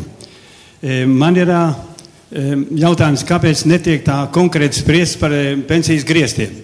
Manuprāt, griesti jābūt 300, augstākais 400 lati, un tur būs tie līdzekļi, kur tiem maziem pensionāriem pielikt klāt. Nevar būt pensija nenormāli augsts 1000 latu. Nevar būt tāda pensija. Krievu laikā, teiksim, pensija augstākai 120 rubļu, vai ne? 140 varbūt kāds arī nopelnīt, bet pensijai jābūt grieztam obligāti. Tad vēl otrs jautājums. Zemnieki šeit Latgalē bišķiņi ir diskriminēti. Pieņemts ir lēmums 200 latu iegūt no hektāra. Mēs nevaram iegūt 200 latu no hektāra, un tāpēc mums samazina degvielu. Mums nav degvielu, ko strādāt. Kāpēc mums ir diskriminēti, kāpēc mums noņemta degviela nosint? Tāpēc, ka mēs dzīvojam Latgalē, ka mēs nevaram to 200 latu no hektāra dabūt zemes. Tātad es gribētu zināt, ka šis lēmums tikt atcelts par 200 latiem. Varētu būt 100 latu no hektāra, te es pieļauju vēl, bet mums laika apstākļi ierobežo un visādi nebūšanas ir, un arī cenas par nodoto labību mums ir ļoti zemes. Tāpēc es gribētu, lai tiktu atcelt tas lēmums par 200 latiem no hektāra. Latgalē mēs nevaram dabūt. Paldies jums. Sāksim no Šesteša. Skatot šo dīzeļdegvielas akcīzes atmaksu, būtu jāņem vērā to diference, un tas ir jālabo tuvākajā laikā. Un ja runā par... Diferenci kādu? Starp ko? Diferenci starp reģioniem. Starp Latgales reģionu, Vidzemi, Kurzemi un Zemgali. Latgales atbalsta grupas uzdevums. Ko tad Latgales atbalsta grupa neatbalsta, darīs? Bet zemkopības ministrijas un sabiedrisko organizāciju un zemkopības ministri interesanti, kādas partijas pakļautībā? Es pirmo reizi dzirdu šo jautājumu, ja es būtu agrāk to zinājis, mēs būtu jau to lietu atrisinājuši. Paldies jums. Laizāns kungs. Pilnīgi piekrītu par to, ka ir jāpārskata lielās pensijas. Vai tie ir 300 lati, tas ir diskutējums jautājums, bet līdzīgi kā bezdarbnieka pabalsti, slimības pabalsti, jā, mēs iestājāmies par to, ka lielās pensijas jāpārskata. Paldies, Mitrofāno kungs. Jā, lielas pensijas jāpārskata, jābūt kaut kādiem griestiem, bet mēs esam par to, lai atbrīvotu pensijas, kuras nepārsniedz 250 latus no ienākuma nodokļiem. Paldies, Tutin kungs. Protams, sākot kaut vai no tām mazākajām, kas pašreiz ir neapliekamais minimums 165 lati. Kaut vai iesākumā mēs gribam piedāvāt, lai tas varētu būt neapliekamais pensijas ar nodokļiem 185 lati. Bet lielo pensiju pārskatīšanai, es domāju, tas būtu ļoti labs priekšlikums, ko mēs arī varētu skatīties tālāk. Paldies jums. Strādes jums. Pirms lemt jautājumu par lielajām pensijām ir jāpaskatās, kāds ir īpatsvars, šo lielo pensiju īpatsvars. Pēc esošās informācijas viņš ir ļoti mazs un, diemžēl, viņš neizglābs pārējo pensionāru problēmas. Cita lieta, es gribu atkārtoties, tie pensionāri, kuri maksā nodokli, tas ir amorāli un tas ir jāatceļ un jāpapildina sociālās apdrošināšanas budžets, kādā veidā atkal nepaspēšu. Nākamreiz. Paldies, Zudzīska kungs. Tas, kas attiecas uz šīm te lielajām pensijām, Latvijas rekordu pāri 4000 latiem, es domāju, mēs zinām visi. Un ja šis cilvēks dzīvo 15, 20 vai vairāk gadus, aizejot pensijā, iznāk, ka viņš saņem vairāk nekā 1 miljonu. Ir jautājums, vai viņš tiešām sociālajā budžetā ir iemaksājis tik daudz. Tas ir, protams, skatāms jautājums. Paldies. Paldies, Lāčplēškungs.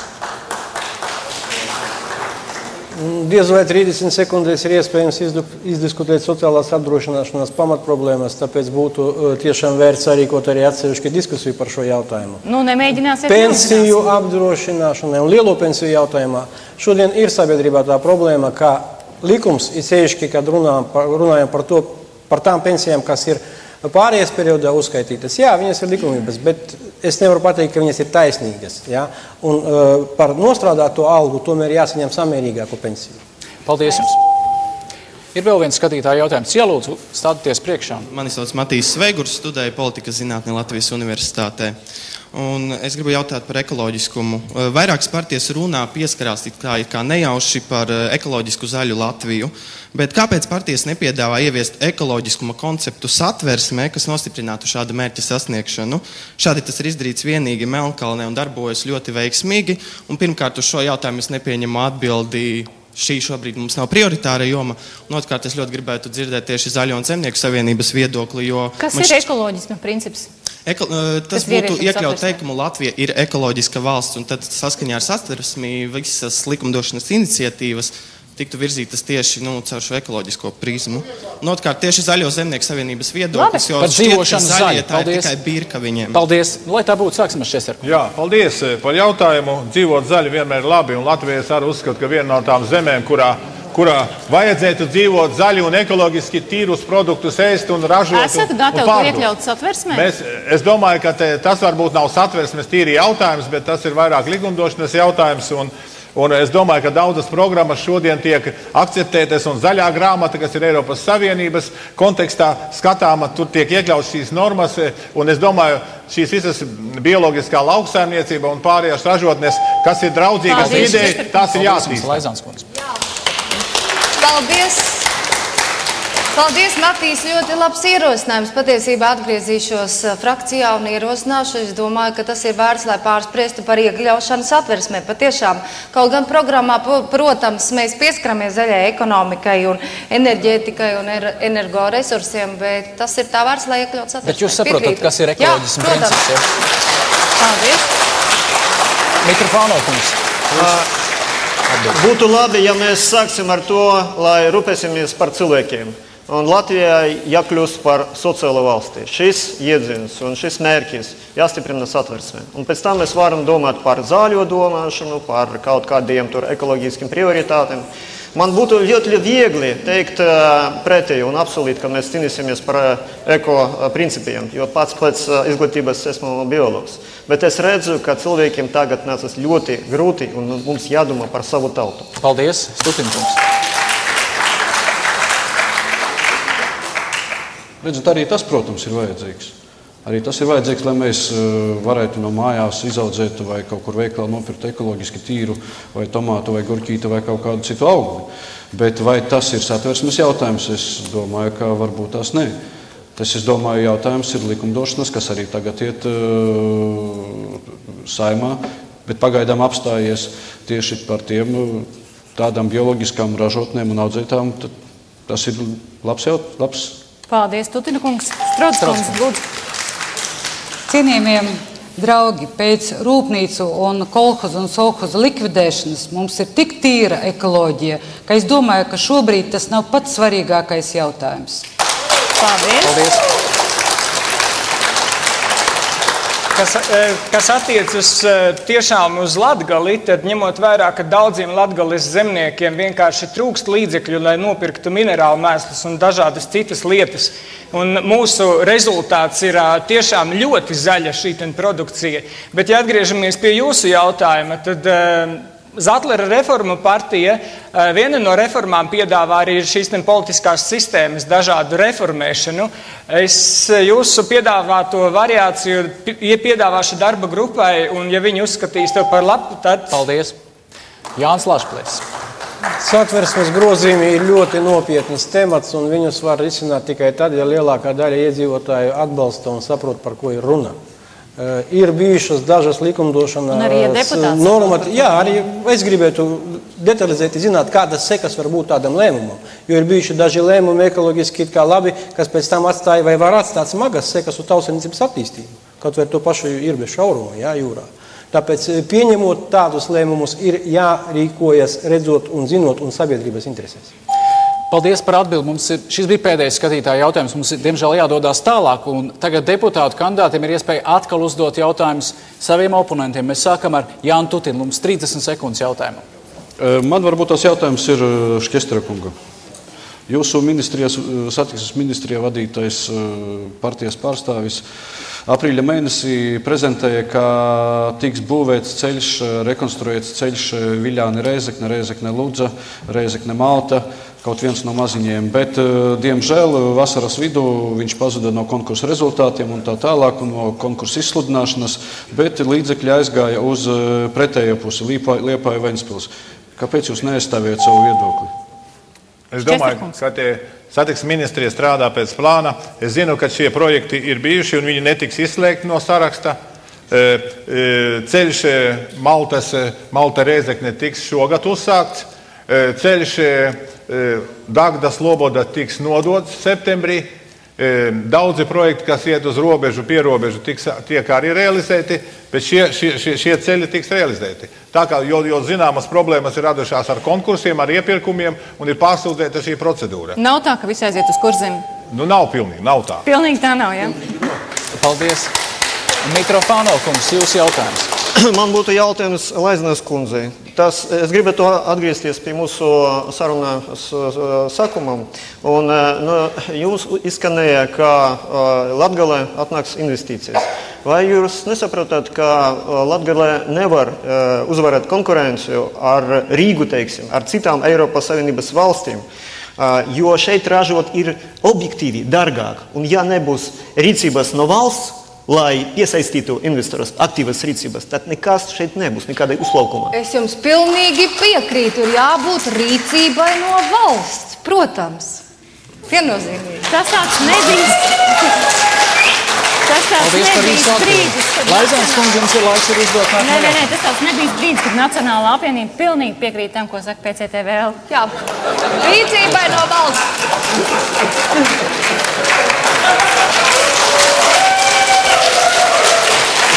Laizāns kundze, jūs jautājums. Jā. Es jautāšu Oskaram, es citēju to, ko izlasīju internetā.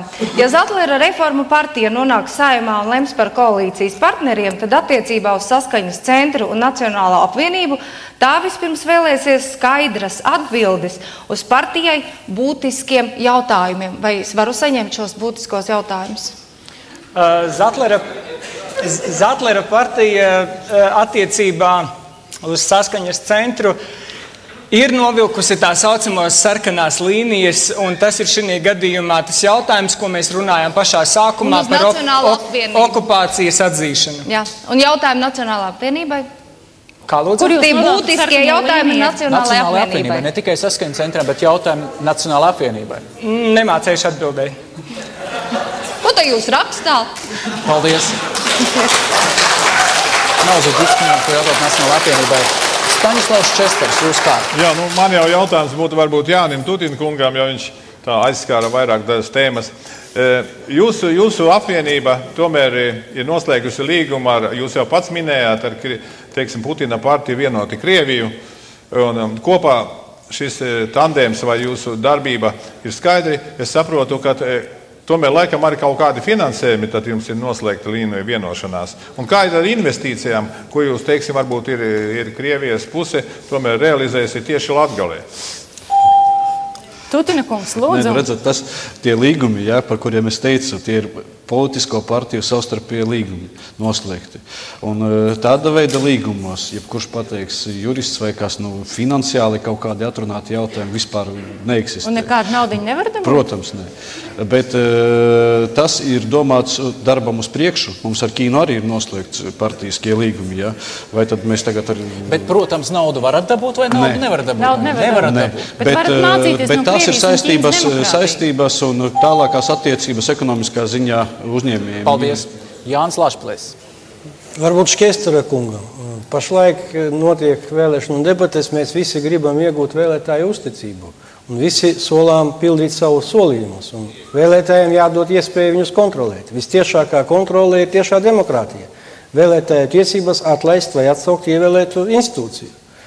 Nesen bija likumprojekts par tiesībām vēlētājiem atlaist pašvaldības. Kāpēc jūs partijā neatbalstīja? Česterkungs. Jā, es domāju, ka atlaist varētu arī deputātus un vajadzētu arī izdarīt to. Bet šodien, diemžēl, šī vēlēšanu sistēma ir tāda, prezidents atlaist, bet tieši vēlētāji. Jo tā vēlēšanu sistēma ir tāda, ka tas neļauj faktiski to izdarīt. Jāmaina ir šī vēlēšanu sistēma. Tāpēc tad būtu iespēja, un tas būtu ļoti loģiski, ka mums būtu vairāki vēlēšanu apgabali, varbūt mažoritārā vēlēšanu sistēmā, kur katrs nāk kandidāts no katra konkrēta iecirkņa, un tad apgabala, un tad viņu var atlaist. Savādāk es te neredzu iespēju, jo vieni iebalso, citi atlaiž. Tā nav kārtība pareiza. Paldies par vēlēšanu sistēmas maiņu. Mēs runāsim sīkāk droši vien kādā nākamajā raidījumā. Jūs jautājums? Mans jautājums arī būs Čestera kungam. Ir daudzas ministrijas Latvijā, valdības nāk un mainās vidēji pusotras gads katra, bet doma ir tāda, ka ir pāris ministrijas, tā skaitā zemkopības ministrija, kura ir visu laiku bijusi praktiski jūsu pakļautībā. Latgales reģiona lauksaimniecība laikam no zemkopības ministrijas aktivitātēm ļoti maz ko izbaudījusi ir. Kas ir bijuši tie šķēršļi un problēmas, kas ir traucējis to darīt? Es domāju, ka zemkopībā arī Latgales zemnieki ir saņēmuši savu tiesu. Mēs esam diferencējuši.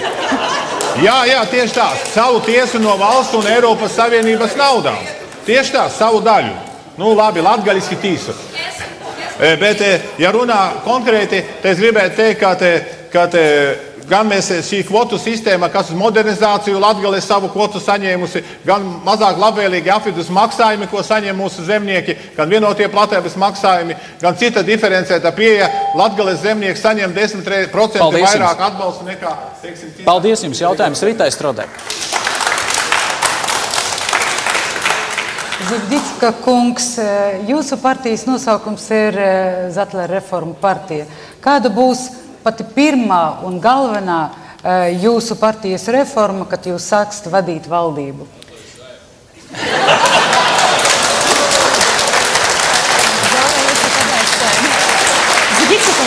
Zāle teica atlaist Saeimu. Paldies Dukšinska kungam, jā. Bet, kas attiecas šī gadījumā, jāsaka, ka Zatlera reforma partija tiešām ir diezgan daudz bloki, kurus šobrīd mēs izstrādājam un pieslīpējam, ņemot vērā, ka mūsu partija ir ļoti jauna. Un daudzas lietas mēs vēlētājiem nevēlamies solīt, bet mēs tiešām vēlamies piedāvāt programmas priekš cilvēkiem, lai būtu tiešām rīcības, nevis solījumi. Paldies, Paldies par atbildi.